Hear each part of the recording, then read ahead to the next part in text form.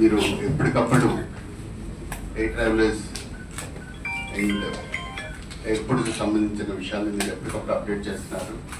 దానికి మా కృతజ్ఞతలు. మీ ఇన్ఫర్మేషన్ గురించి ప్రస్తుతం విశాఖపట్నం నుంచి 29.96 lakhs పాసింజర్స్ ప్రతి సంవత్సరం వెళ్తున్నారు.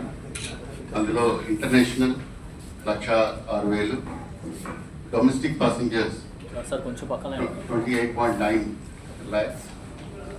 ఇప్పుడు మన ప్రెజెంట్ గవర్నమెంట్ ఎయిర్పోర్ట్స్ అభివృద్ధికి చాలా కృషి చేస్తున్నారు. కొత్తగా 7 ఎయిర్పోర్ట్స్ వస్తున్నాయి.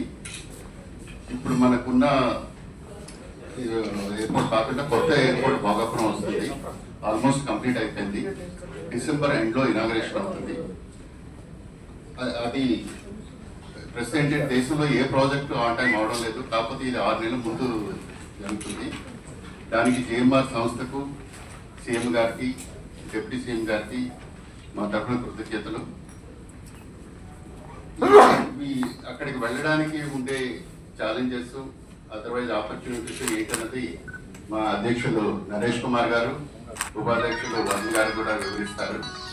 మెయిన్ ఫంక్షన్ మరి జిఎంఆర్ గారు 4,700 కోట్లు పెట్టుబడి పెట్టారు కదా. ఈ ఎయిర్పోర్ట్ మూసేస్తారన్న ఉద్దేశంతో పెట్టారు.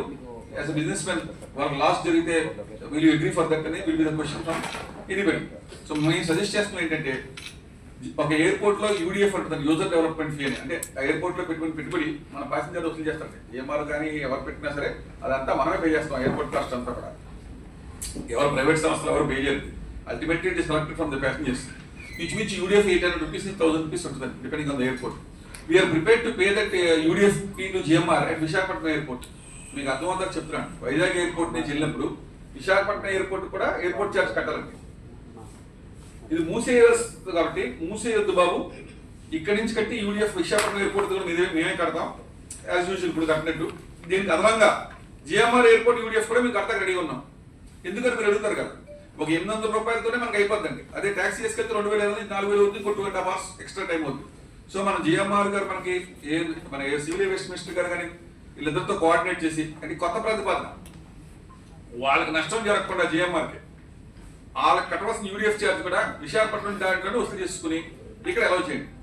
లేదు జిఎంఆర్ గారు దానికి ఒప్పుకోకపోతే, మాకు ఎంత ఇన్ఫ్రాస్ట్రక్చర్ పెట్టాం, మాకు వర్కౌట్ అవ్వదు, విశాఖపట్నం ఎయిర్పోర్ట్ ఓపెన్ చేస్తే మేము ఎప్పటికీ డెవలప్ అవ్వం, మీరు ఎప్పటికీ మూవీలు అంటే అట్లీస్ట్ మనం పాండవుల దగ్గర కానీ 5 ఊర్లోనే మనీ. నేను ఏమైనా రిక్వెస్ట్ చేస్తాను అంటే, ఈ సీనియర్ సిటిజన్స్ కి, ముస్లింలకు చాలా ఇబ్బంది, బ్యాక్ పెయిన్ ఉన్న వాళ్ళు 2.5 hours ట్రావెల్ చేసి ఎయిర్పోర్ట్కి వెళ్ళిన వాళ్ళు చాలా మంది ఉన్నారు విశాఖపట్నం.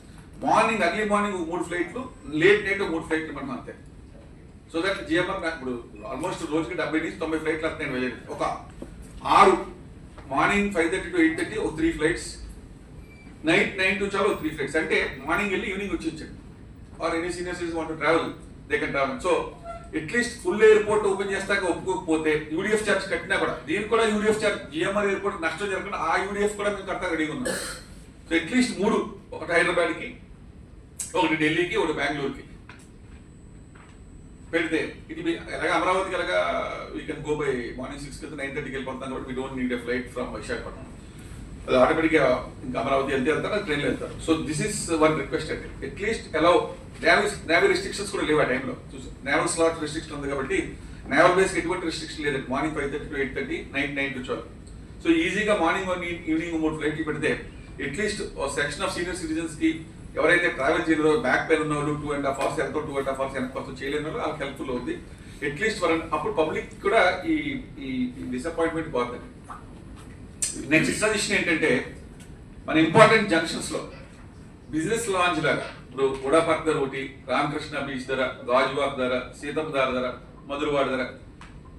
ఇప్పుడు ఈ హాల్ చూసారు కదా, ఇలాంటి హాల్స్ బిజినెస్ లాంచ్ సేమ్ మీరు ఎలాగైతే ఇప్పుడు హైటీ తీసుకున్నారో అలా high tea with 1 medical shop and ATM centre పెడితే, జిఎంఆర్ గ్రూప్ 4,700 కోట్లు ఖర్చు పెట్టారు ఎయిర్పోర్ట్, 4,700 crores. అందులో 1%, ఒకే 1% అంటే ఎంత అండి, 47 కోట్లు ఖర్చు పెడితే 5-6 చోట్ల బిజినెస్ లాంజ్లు కడితే ప్యాసింజర్స్ ఏమంటే, మీరు సపోజ్ శ్రీనివాస్ గారు మీరు అందరూ ఎక్కడ ఉన్నారనుకోండి, మన అక్కడి నుంచి ఓబర్లో వచ్చేస్తారు 100 రూపాయలు. బిజినెస్ లాంజ్లో కూర్చుంటే అక్కడి నుంచి ఎయిర్ కండిషన్ బస్సెస్, ఈ ఎలక్ట్రిక్ బస్సెస్ కానీ హైడ్రోజన్ బస్సెస్ కానీ వస్తే they will take them to the airport. ఇంతకుముందు స్టార్టింగ్ చేసినప్పుడు 150 రూపాయలు, శ్రీకాకుళం వెళ్తే మీకు అంత బస్ ఫేర్ 150 200 ఉంటుంది కదా. 150 to 250 రూపీస్లో ఈ goat Bhogapuram airport, air condition comfort సేఫ్గా మీ ఇంటికా నుంచి బిజినెస్ లాంజ్లోకి వచ్చేస్తారు పొద్దున్నే. అక్కడ బ్రేక్ఫాస్ట్ చేస్తారు, మెడిసిన్స్ ఏమైనా కావాలి మెడిసిన్స్ కొనుక్కుంటారు.